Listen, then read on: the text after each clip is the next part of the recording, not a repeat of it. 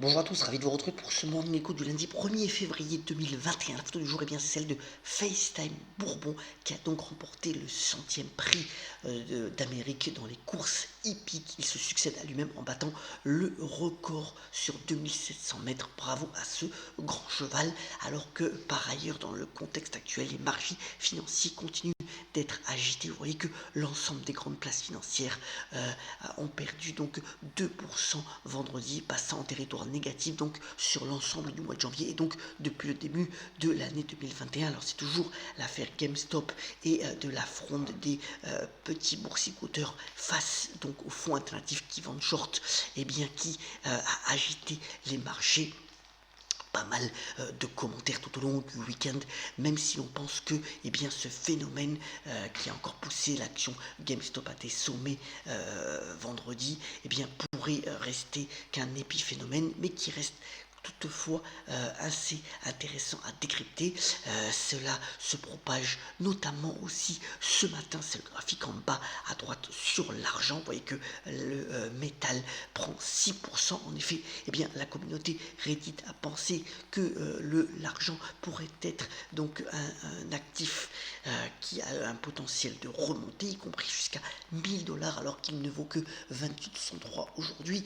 100 000 votes donc ont été retenus sur la plateforme Wall Street Bet avec 8000 commentaires. On verra ce qu'il en est. En tout cas, pour le moment, il y a eu 1 milliard de nouveaux entrées sur le silver, sur le tracker principal, même si dans le même temps, vous voyez, le mot bulle est de plus en plus présent sur les moteurs de recherche. C'est le graphique en bas à gauche. Depuis 2004, sur Google notamment, le mot donc bulle des marchés financiers revient le plus souvent dans les recherches donc faites par les internautes. Alors au niveau du panorama macroéconomique, c'est intéressant aussi de voir que la Chine ce matin a publié ses chiffres pour le mois de janvier. Et finalement, la vigueur de la croissance perd en rythme, même si ça reste quand même toujours sur un potentiel d'amélioration des conditions économiques en Chine.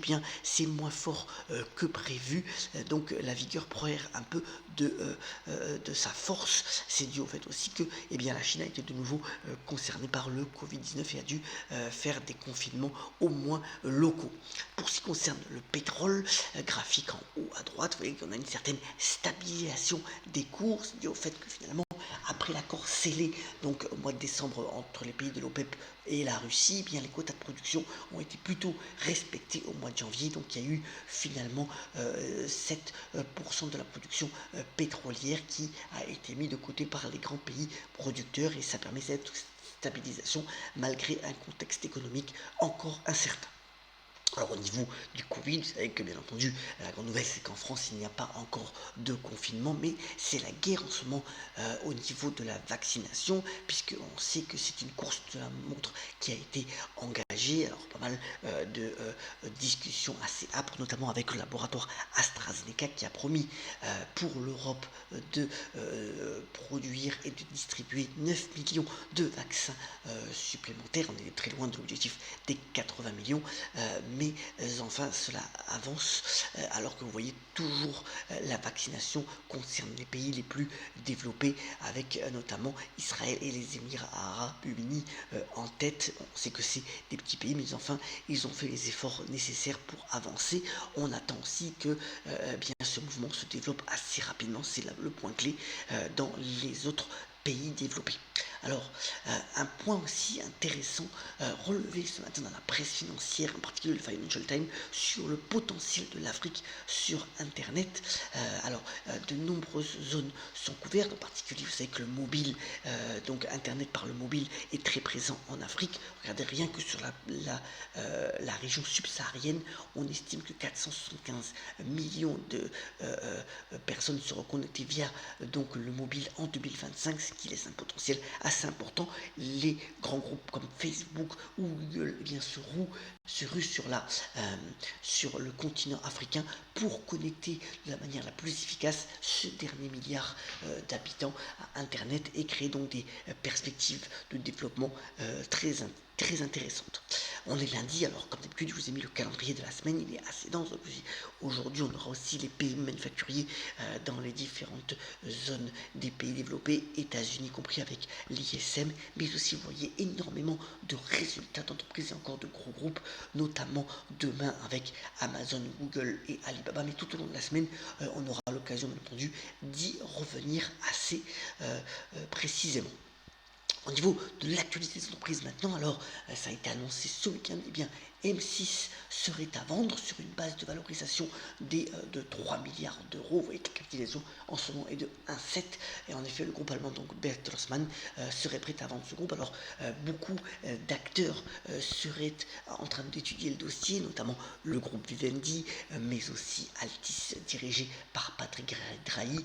Même TF1 pourrait regarder le dossier. C'est vrai que ça pourrait en faire un groupe de médias assez puissant en Europe, on verra bien. Et puis, dans le secteur pétrolier, là aussi, eh bien, deux mastodontes du secteur américain, Chevron et ExxonMobil, ont parlé eh bien, éventuellement se fiancer. C'était en 2020. Alors les discussions n'ont pas abouti, mais ne sont pas complètement arrêtées. Si cela reprenait, ce ferait quand même un groupe à 350 milliards de dollars de capitalisation et 7 millions de barils par jour. Donc ça serait un colosse sur le point de vue du secteur pétrolier. Autre nouvelle aussi intéressante, eh bien H&M a publié ses résultats vendredi. Ils étaient, vous voyez, plutôt en baisse de 90% sur l'ensemble de l'année à 120 millions d'euros. L'action a baissé de 5%, mais H&M veut développer de plus en plus son activité dans le digital et dans le e-commerce. Tout est fait pour améliorer la logistique, mais aussi la présence sur les différents réseaux sociaux et sur nos sites internet pour en faire donc un fer de lance dans le numérique. Et puis Bouygues qui a donc remporté le chantier de la rénovation donc de la gare du Nord, avec Bouygues toujours un groupe intéressant entre son double profil, donc construction et bien entendu télécommunication avec Bouygues Télécom. Il faut quand même d'un dividende de plus de 5% sur les cours actuels. C'est toujours une action à bien regarder sur le moyen long terme.